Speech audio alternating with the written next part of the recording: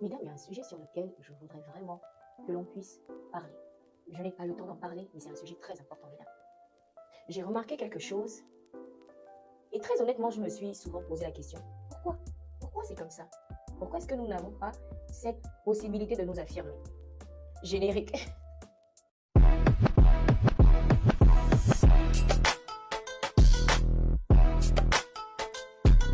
Est-ce que vous savez que l'apparence, oui, l'aspect que vous renvoyez de vous, c'est ce qui marque aussi les esprits.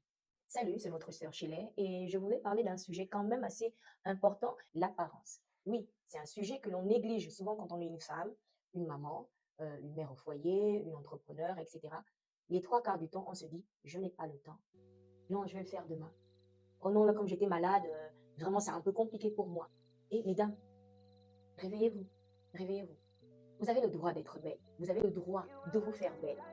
Vous avez le droit de marquer les esprits, pas à cause d'une maladie, mais par le fait que vous êtes une femme et que vous arrivez à braver certaines situations.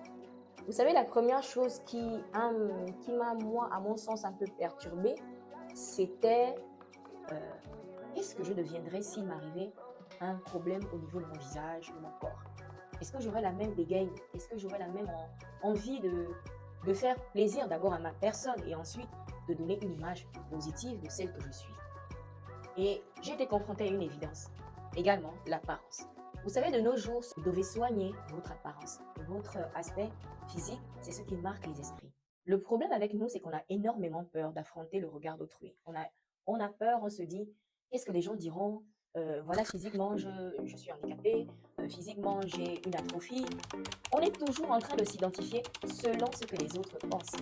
Mais je peux vous dire que la première personne qui sera gênée de voir votre corps dénigré, c'est vous-même.